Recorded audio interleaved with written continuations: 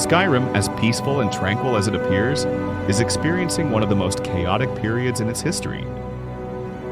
The Civil War.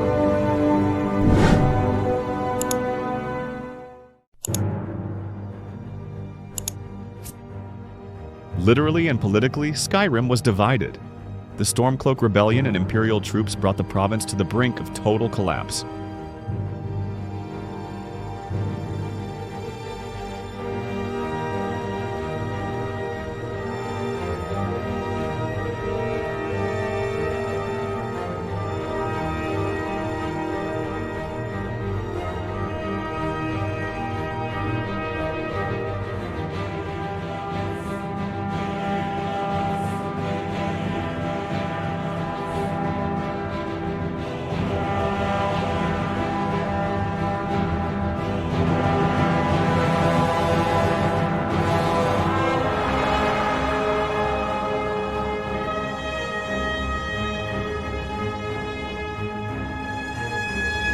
And in this midst there is the Dragonborn, the true hero of Skyrim.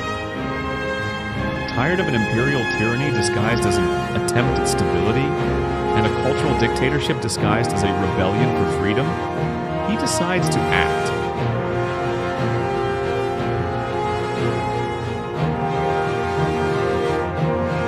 It all begins in Whitemud and Riverwood. The Dragonborn appears on the streets of these cities, inciting people against these factions and raising his own banner.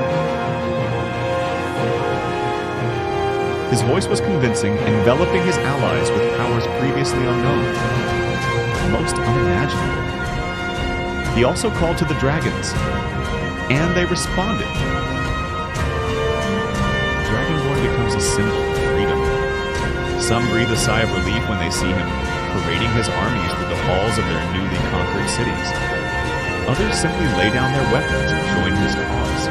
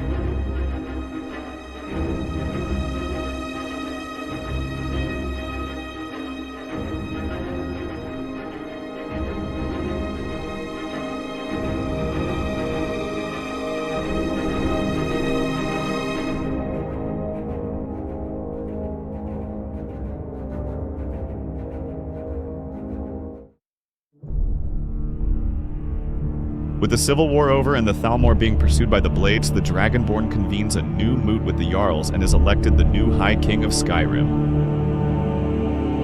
For the first time in decades, Skyrim finds stability and independence, and a new leader revered by the people.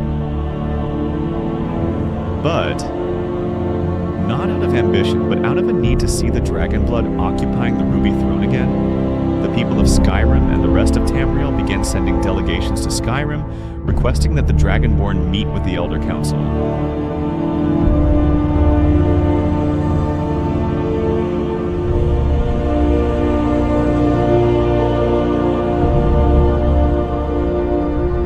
The corrupt and dictatorial Elder Council itself, upon learning of this, assumes that the Dragonborn is trying to stage a coup against the Empire, and declares war on him.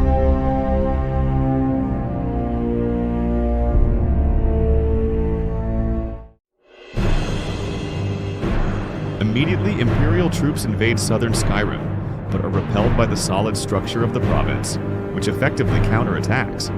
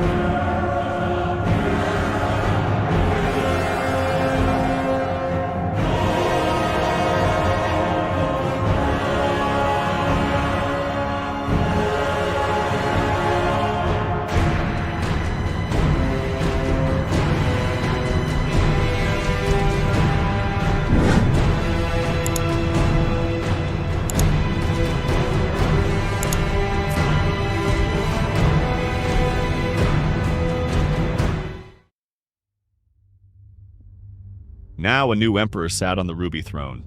The Dragonborn ruled directly from the White Gold Tower. Spontaneously, because they were culturally close to the Imperials and traditionally loyal to the Empire, the Britannian nobility saw the Dragonborn as a restorer of order and joined their empire peacefully. Hammerfell, independent and proud after single-handedly defeating the Thalmor, harbors a genuine resentment toward the Empire for having been abandoned following the White Gold Concordat.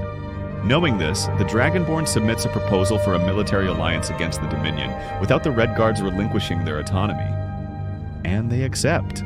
After the eruption of Red Mountain and the Argonian invasion, Morrowind lies in ruins and withdrawn. The Dunmer live under an unstable regime, with no real outside influence. Imperial influence is virtually non-existent. In an attempt to establish ties, the Dragonborn negotiates with the Great Clans, granting them religious and cultural autonomy. In exchange, Morrowind would be an ally of the Empire. A deal done. Blackmarsh would never return to the Empire, not under threat, not through diplomacy. The Argonians, ruled by the Anc'Zalil, have a xenophobic, anti-Mer, and anti-human ideology.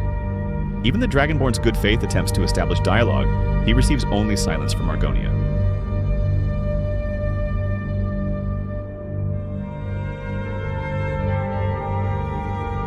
Surprising a total of 0 people, the Aldmeri Dominion feels completely threatened and compelled to act against the new empire.